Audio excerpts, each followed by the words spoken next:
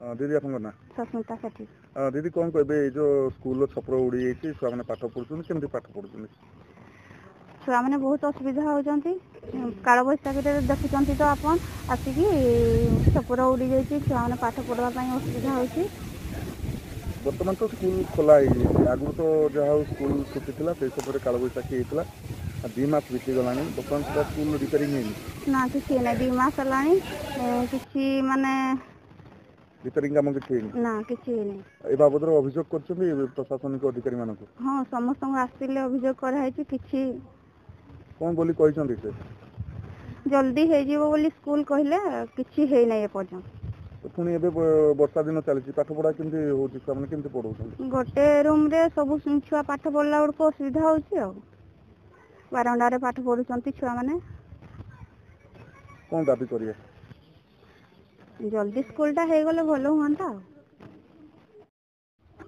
Sir आपको परिचय जाना चाहिए मन सनातन चंपिया ये सहकारी शिक्षक भाव कार्यरत। सर कौन कहते बर्तमान स्कूल खोली स्कूल कागजपत्र छात्र छात्री मैंने पाठ पढ़ुं केमती कौन असुविधा पाठ पढ़ुं कौन रही घटना निहाती यहाँ तो हो गलानी घटना आपंकर मसे उपरे हो गलानी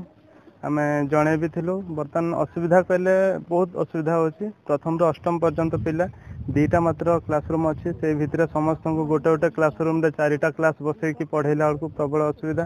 आपन जो वर्षा हो जाऊँगी बारंडारे किसी पिला एडजस्ट कराची से वर्षा छिटारे पछाड़े भिज जाऊ दरी भिज जाऊ बहीपत्र भिज जाऊ असुविधा प्रबल ये बाबद प्रशासनिक अधिकारी मानक जन निहाती आम जनईचु आम स्तर जमती आपन स्थानीय आरआई मध्यम गाँ लोकों मध्यम आम जनईचु आम प्रयास अनुसार आम जनईचु समस्त को से भी आमको प्रतिश्रुति देले कि बहुत जल्दी करवा बोले।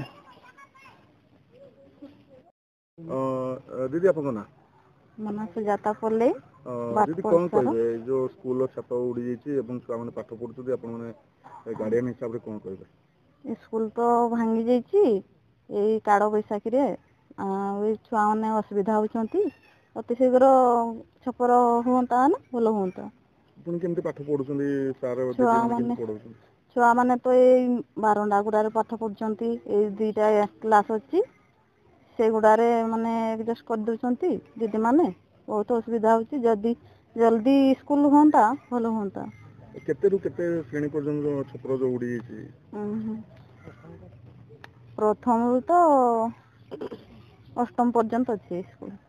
बहुत असुविधा होती तो ए बाबद रे अपन माने अभियोग करथिले अभियोग तो कराई प्रशासन तो किसी माने ये करना कौन दाबी करछन्ती प्रशासन कौन कहे करंजिया ब्लॉक बाटपोषा ग्राम जो प्राथमिक स्कूल रही काल बैशाखी 2 मास है तार छपर उठी किंतु वर्तमान सहित कार्य किसी छुआ मैंने बारंबार पाठ पढ़ुं। धन्यवाद अर्गस न्यूज को आम प्रथम आम आगु ऑलरेडी स्टेप नहीं सारी बाटपलसा स्कूल डीपीपी फंड्स आम लिखिलु किंतु होइराजे आमर एनर्जी एमजी एनर्जी स्कीम रे आम से घर गोटे रूम करने ऑलरेडी आम सैंक्शन करके आनी मटेरियल से पकईचु किंतु हेडमिस्ट्रेस को कथा डिसाइड होता से गोटे घर को आबोलिशन करने किंतु बर्तमान जिते आम कहले से आज पर्यंत आबोलिशन करना बीओ कौन स्टेप टी नौना जो द्वारा कि आम से घर करने आम प्रोब्लेम आसूँ। धन्यवाद।